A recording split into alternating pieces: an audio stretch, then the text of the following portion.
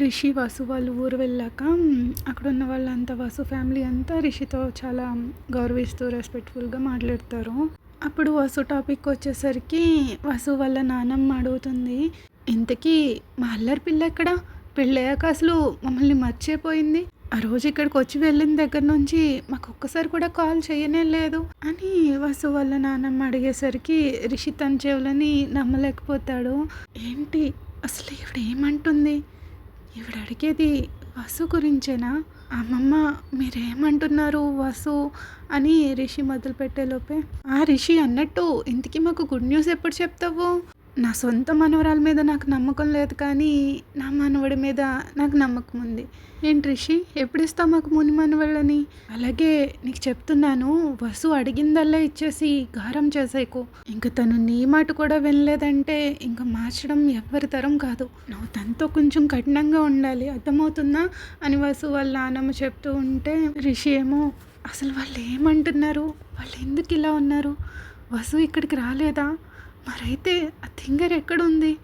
లేదు, వసు ఇంటికి వచ్చిందో లేదో నా కళ్ళతో చూసాకే అప్పుడు నిర్ధారించుకోవాలి అని అనుకుని, అత్తయ్య నేను లాంగ్ జర్నీ చేయడంతో కొంచెం టైర్డ్గా ఉంది, కొద్దిసేపు వసు రూమ్కి వెళ్ళి రెస్ట్ తీసుకోవచ్చా అని జగతితో అడుగుతాడు. అయ్యో దానికోసం పర్మిషన్ ఎందుకు రిషి, అది మీ రూమ్, నువ్వు వెళ్ళి నీకు నచ్చినంతసేపు రెస్ట్ తీసుకో, అలాగే నీకు ఏమైనా కావాలంటే నన్ను అడుగు, అస్సలు మొహమాట పడకు, ఓకేనా అంటూ జగతి నవ్వుతూ అంటుంది. ఇంకా రిషి ఒక్క క్షణం కూడా లేట్ చేయకుండా వెంటనే లేచి వసు రూమ్కి పరిగెట్టుకుంటూ వెళ్తాడు. వసు రూమ్లోకి వెళ్ళగానే మొత్తం రూమ్ అంతా చెక్ చేస్తాడు, ఈవెన్ అల్మారాస్ కూడా చెక్ చేస్తాడు. లేదు, వసు ఇక్కడికి తిరిగి రాలేదు, ఇంటికి వెళ్తానని నాతో అబద్ధం చెప్పింది, తను ఇక్కడికి వస్తానని రాలేదంటే ఎక్కడికి వెళ్ళి ఉంటుంది అంటూ తన మనసులో ఏదేదో అలజడి మొదలైపోతూ ఉంటుంది. ఎక్కడికి వెళ్ళి ఉంటుందా అని గుండె వేగం కొట్టుకోవడం మొదలవుతుంది. లేదు, నో రిషి నో, అలా ఆలోచించుకో, తను క్షేమంగానే ఉంటుంది, తనకి ఏమీ కాదు, వసు క్షేమంగానే ఉంటుంది. వసు నువ్వెక్కడున్నా ప్లీజ్ నా కోసం ఎదురు చూస్తూ ఉండు, ఎలా అయినా నేను తప్పకుండా కనిపెడతాను, ప్లీజ్ దయచేసి ఇంతకు ముందులా ఎలాంటి స్టూపిడ్ ఆలోచనలు చేయకు, ప్లీజ్ స్టే సేఫ్ అంటూ తన జుట్టులో చేయి పట్టుకుని వసు బెడ్ పైన కూర్చుని వసు గురించి ఆలోచిస్తూ ఉంటాడు. తను ఇక్కడికి రాకపోతే మరి ఎక్కడికి వెళ్ళింది? అయితే తను అక్కడి నుంచి బయలుదేరలేదా? తను ఇదంతా ముందే ప్లాన్ చేసుకుందా? అందుకే నన్ను బస్ ఎక్కించడానికి కూడా రావద్దని చెప్పిందా? తనకి అక్కడ ఎవరున్నారు? తనకి ఒక్క ఫ్రెండ్ మాత్రమే ఉంది. ఒకవేళ నా నుండి స్పేస్ తీసుకోవడానికి కొన్నాళ్ళు తనతో స్పెండ్ చేయడానికి వెళ్ళిందా అని అనుకుంటూ అన్ని నెగిటివ్ థాట్స్ని పక్కన పెట్టేసి ఇంకా వెంటనే కాల్ చేస్తాడు మనుకి. మను, నాకు నీ నుంచి అర్జెంట్ హెల్ప్ కావాలి. ఒకసారి వాసుకి యాక్సిడెంట్ జరిగిందని కాల్ వచ్చినప్పుడు ఆ రోజు తెల్లవారుజామున మనమిద్దరం తనని చూడడానికి సెంట్రల్ హాస్పిటల్కి వెళ్ళాం, ఆ విషయం నీకు గుర్తుందా అంటూ కంగారుగా అడుగుతాడు. రిషి స్లో మ్యాన్, ఎక్కడున్నావు, ఈరోజు ఆఫీస్కి ఎందుకు రాలేదు అని మను ఏమో రిషి అడిగిన దానికి సమాధానం చెప్పకుండా వేరేది అడుగుతాడు. రిషి మను సమాధానం చెప్పకపోయేసరికి ఇంకా ఫ్రస్ట్రేషన్లో కోపం వచ్చేస్తుంది. మను, ఇప్పుడు అదంత ముఖ్యమా, నేనేం అడిగానో దానికి సమాధానం చెప్పు అంటూ అరుస్తాడు. నాకు గుర్తుంది, అయినా ఇప్పుడెందుకు దాని గురించి అడుగుతున్నావు? ఓకే, అక్కడికి వెళ్ళిన తర్వాత వసు తన ఫ్రెండ్ అని ఒక అమ్మాయిని పరిచయం చేసింది గుర్తుందా? ఇప్పుడు నువ్వు వెంటనే హాస్పిటల్కి వెళ్ళి ఆ అమ్మాయి కోసం వెతుకు. వసు ఇప్పుడు తన దగ్గర ఉందో లేదో అడుగు, ఒకవేళ లేకపోతే వసు తన ఇంటికి కాకుండా ఇంకా ఏ ప్లేసెస్కి వెళ్ళే ఛాన్స్ ఉండొచ్చో తను ఎంక్వైరీ చేయి అంటూ కంగారు పడుతూ చెప్తాడు. రిషి ఎందుకు అంత కంగారు పడుతున్నావు? నీ గొంతు వింటుంటే ఏదో తేడాగా అనిపిస్తుంది, అది కూడా వసు గురించి. ఏం జరిగిందో చెప్పు, వసు బాగానే ఉంది కదా అంటూ కంగారు పడుతూ అడుగుతాడు మను కూడా. ఐ డోంట్ నో యార్, నిజానికి వసు 2 వీక్స్ నుంచి మాయమైపోయింది. ఆ అమ్మాయి ఎవరికి చెప్పకుండా ఎక్కడికి వెళ్ళిందో నాకు అర్థం కావట్లేదు. తనకి ఫ్రెండ్స్ కూడా ఎక్కువ లేరు, పైగా తన దగ్గర మనీ కూడా లేదు, అది కూడా అంత పెద్ద సిటీలో, అస్సలు తెలియని ఏరియాస్లో. ఆ పరిస్థితిలో నేను అసలు ఊహించుకోలేను మను. ప్లీజ్ మను నువ్వు వెంటనే వెళ్ళి తన కోసం చూడు అంటూ అడుగుతాడు. మను ఓకే చెప్పి కాల్ కట్ చేసి వెళ్తాడు. ఈలోపు రిషి ఏమో ఇన్ఫర్మేషన్ కోసం ఎదురు చూస్తూ ఉంటాడు. ఫైనల్గా ఒక గంట నిరీక్షణ తర్వాత మను కాల్ వస్తుంది. కానీ రిషి ఎదురు చూస్తున్నట్టు పాజిటివ్ న్యూస్ రాదు. రిషిని ఇంత నేను కలిసాను, తనది కూడా వసు వాళ్ళ ఊరే. తను వసుని కలిసి 2 months అవుతుందంట. తను కొంచెం ఫైనాన్షియల్ మ్యాటర్స్ వల్ల జాబ్ చేయడానికి ఇక్కడికి వచ్చింది. ఇంకా వసుకి ఎవరైనా ఫ్రెండ్స్ ఉన్నారా అని అడిగితే అందరూ ఊర్లో వాళ్ళే అని చెప్పింది. ఒకవేళ తన ఇంటికి వెళ్ళకుండా అక్కడే ఊర్లోనే తన ఫ్రెండ్స్ దగ్గర ఉండుంటే ఈపాటికే ఖచ్చితంగా వాళ్ళ ఇంట్లో వాళ్ళకి తెలిసి ఉండేది. ఎందుకంటే తన ఫ్యామిలీ గురించి తెలుసు కదా, వాళ్ళ ఊరి మీద వాళ్ళకి ఎంత పెద్ద పట్టుందో అని మను చెప్తాడు. ఇంకా రిషి వెంటనే కాల్ కట్ చేసి సిద్ధుకు కాల్ చేస్తాడు. ఆ రోజు వసు బస్ స్టాండ్కి వెళ్ళిందో లేదో ఎంక్వైరీ చేయమంటాడు. అసలు ఎక్కడికి వెళ్ళిందో, ఏం టికెట్ తీసుకుందో మొత్తం అంతా సీసీ ఫుటేజ్ అదిని.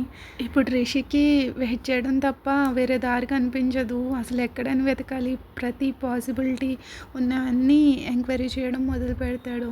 ఒకవేళ ఆ విషయాలు గడికి ఏమైనా తెలిసి ఉంటుందా? నీ ఫ్యాక్ట్ని కాదనిలేను కానీ వాడు కొంచెం స్వీట్గా మాట్లాడితే చాలు ఈ తెలుగు తింగరది తిరిగి వాడి దగ్గరికి వెళ్ళినా వెళ్ళిపోతుంది.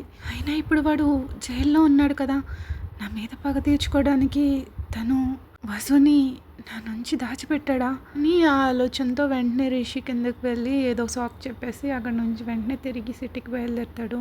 వసు కనిపించకుండా పోవడంలో విశాల హస్తం ఉంది అంటే వాడు నా అసలు స్వరూపం చూస్తాడు అంటూ పోలీస్ స్టేషన్కి వెళ్ళి విశాల్ దగ్గర ఎంక్వైరీ చేస్తాడు.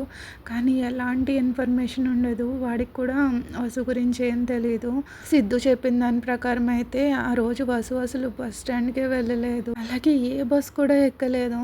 ఇంకా ఫ్లైట్ విషయానికి వస్తే తనకి ఫ్లైట్లో ఒంటరిగా ప్రయాణం చేయాలంటే భయం కాబట్టి సో అటు వెళ్ళలేదు. ఇంకా మిగిలింది ట్రైన్ మాత్రమే. కానీ ఎలాంటి ముందుగా రిజర్వేషన్ లేకుండా ఒక వ్యక్తిని వెతకడం అంటే చాలా కష్టం. సో రిషి 2 days నుంచి రెస్ట్ లేకుండా అటు ఇటు తిరుగుతూనే ఉంటాడు. అసలు ఏది సరిగ్గా తినడు, రెస్ట్ తీసుకోడు. ఇంకా అలాగా వసు కోసం ఎంక్వైరీ చేస్తూనే ఉంటాడు. ప్రేరణ వచ్చి రిషిని కొంచెం రెస్ట్ తీసుకోమని చెప్తుంది. రిషి వసుకేం కాదు, మేబీ తనకున్నాళ్ళు ఒంటరిగా ఉందామని అనుకుందేమో. మన మనసు తేలిక పడ్డాక తను ఖచ్చితంగా ఇంటికి తిరిగి వస్తుంది. నువ్వు ఇలా నిన్ను కష్టపెట్టుకోవడం మానే రిషి. నీ శరీరానికి మనసుకి కూడా నువ్వు చాలా ఒత్తిడి పెంచుకుంటున్నావు. 2 daysగా రెస్ట్ లేకుండా అటు ఇటు వెతుకుతూనే ఉన్నావు. కొంచెం సరిగ్గా ఏదైనా తిని కొద్దిసేపు రెస్ట్ తీసుకో. మనకున్న రీసోర్సెస్ని అన్నీ ఉపయోగించుకుని వసు కోసం వెతుకుదాం సరేనా అంటూ ఓదార్చడానికి ట్రై చేస్తూ ఉంటుంది. ఎలా ప్రేరణ, ఎలా రెస్ట్ తీసుకోగలను, ఎలా పీస్ఫుల్గా ఉండగలను? వసు క్షేమంగా ఉందని తెలిస్తే కానీ నేనేమీ చేయలేను. అప్పుడే నేను కొంచెం ఊపిరి పీల్చుకోగలను అని చెప్పి రిషి తన రూమ్లోకి వెళ్ళి అటు ఇటు తిరుగుతూ ఉంటాడు. ఎక్కడున్నావు వసు? ఫస్ట్ నువ్వు ఎక్కడున్నావో నన్ను కనిపెట్టనివ్వు. నిన్ను నా రూమ్లో బంధించేస్తాను. నేను ఎప్పటికీ నా నుండి దూరం వెళ్ళనివ్వను అని అనుకుంటాడు. ఈలోపు మను వచ్చి రిషి వసుని కనిపెట్టడానికి ఒక మార్గం ఉంది, దానికోసం మనకి గౌతమ్ హెల్ప్ కావాలి అంటాడు. వెంటనే రిషి ఇంట్రెస్టింగ్గా ఏంటది అని అడుగుతాడు. నువ్వు తను పాడిన పాట వినే ఉంటావు కదా, తను ఫస్ట్ టైం పాడినప్పటికీ ఆ సాంగ్ ఇప్పుడు ట్రెండింగ్ లిస్ట్లో ఉంది. ఆడియన్స్ అందరూ ఆ సింగర్ ఎవరా అని తన కోసం సెర్చ్ చేస్తూ ఉన్నారు. ఇంకా ఆ సింగర్ గౌతమ్ లవర్ అయి ఉంటుందని కామెంట్స్ చేస్తున్నారు అని మను చెప్పేసరికి వాట్ అంటూ రిషి కొంచెం ఆశ్చర్యంగా కొంచెం గట్టిగా అంటాడు. సరే అది పక్కన పెట్టు, ఫస్ట్ నేను చెప్పేది పూర్తిగా విను. ప్రెజెంట్ డేస్ ఏంటంటే ఎవరైనా సింగర్స్ స్టూడియోలో సాంగ్ పాడేటప్పుడు అప్పుడు రికార్డ్ చేసిన వీడియోస్ అప్లోడ్ చేయడం ఒక ట్రెండ్గా మారింది కదా. సో వసు పాడుతున్నప్పుడు కూడా తనది ఏదైనా వీడియో ఉండొచ్చు. ఆ సింగర్ ఎవరా అని తన గురించి సెర్చ్ చేస్తున్నప్పుడు ఈ టైంలో వాళ్ళు వసు సాంగ్ పాడిన వీడియోని అప్లోడ్ చేస్తే వాళ్ళు వసు బ్యాక్గ్రౌండ్ ఎక్కడుంది, ఏం చేస్తుంది ఇదంతా ఎంక్వైరీ చేస్తూ ఉంటారు.